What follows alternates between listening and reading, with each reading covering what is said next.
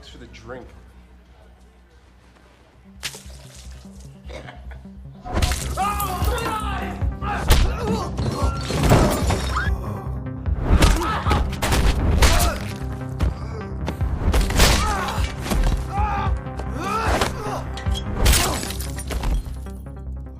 The movie begins with a glimpse into the Peterson household, where Spencer, the father, is getting ready for work while his youngest son, Luke, prepares for school. Once they leave, the mother, Laura, lingers by a framed photograph of her eldest son, Caleb, a soldier who tragically lost his life while serving in Afghanistan. The doorbell suddenly rings, and when Laura answers it, she finds a man named David standing outside. He introduces himself as a close friend of Caleb's from the military. Touched by his words, Laura warmly welcomes him inside. During their conversation, David explains that before Caleb's death, he had entrusted David with the task of visiting his family and expressing his love for them. Initially planning to leave, David is persuaded by Laura to stay longer, eager as she is to learn more about her late son. He wanted me to tell you that he loved you. Eventually, David agrees, and he even points himself out in a group photo of Caleb with his fellow soldiers displayed in the Petersons' home. Not long afterward, the family's teenage daughter Anna makes her first appearance. She briefly meets David before heading to her job at a local restaurant. Meanwhile, Luke's struggles at school are revealed. He has no close friends, appears socially awkward, and becomes an easy target for bullies. To add to his humiliation, he is embarrassed by his mother picking him up from school every afternoon. When David notices a bruise on Luke's face, Luke quickly lies, claiming it happened during a football game in gym class. Later, Spencer and Laura quietly argue about David's unexpected presence. Spencer worries that David could be a deserter with possible psychological issues that might endanger their family. But Laura's insistence eventually convinces him to let David stay for the time being. Later that evening, Anna spends time with her boyfriend Zeke rather than returning home right away. She casually mentions David, but doesn't seem overly worried about his sudden appearance in their lives. Elsewhere, Spencer confides about his difficult job, while David claims he's willing to take on any work he can find. Spencer shows kindness by suggesting David stay with them until he secures a job. That same afternoon, David surprises Luke by picking him up from school. After some pressing, Luke admits that the bruise came from a group of bullies. David takes Luke with him to confront the gang, following them into a bar. Initially hesitant, Luke is convinced to enter with him. David boldly orders strong drinks for everyone, provoking Mike, one of the bullies, who retaliates by throwing a drink in his face. Instantly, David unleashes a violent retaliation, taking down the entire group.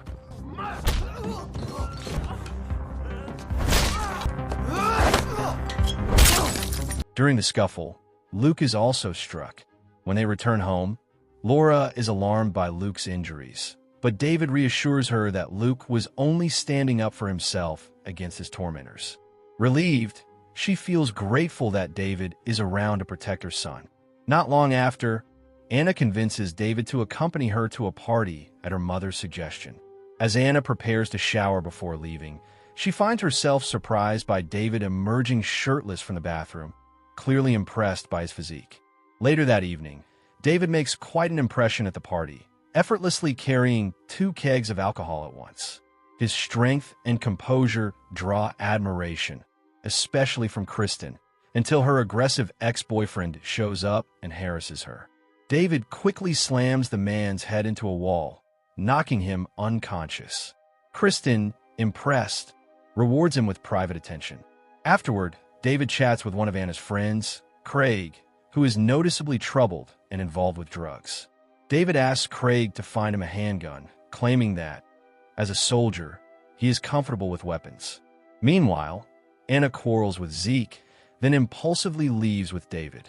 By the time they return home, Anna has started developing feelings for him, though David remains distant and reserved.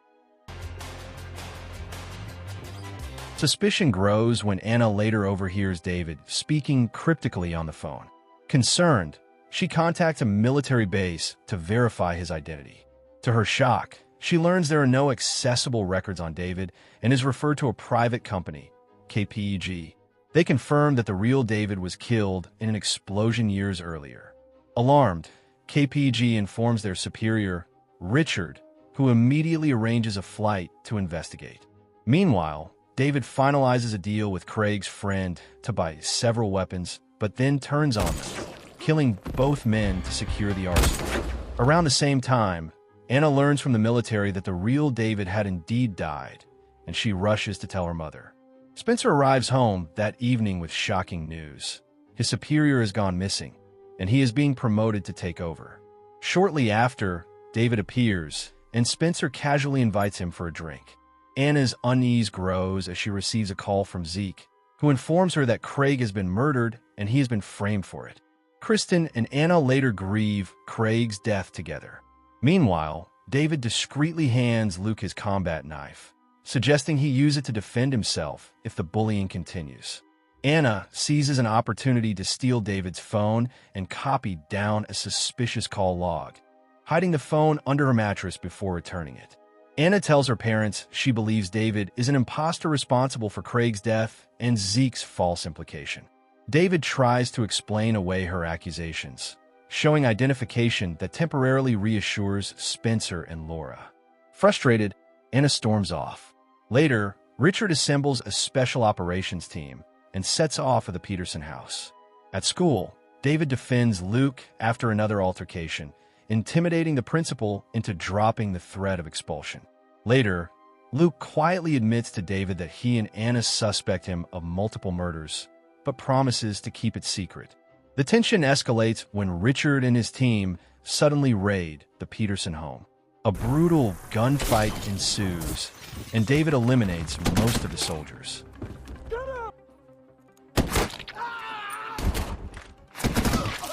When Laura demands an explanation, David fatally stabs her.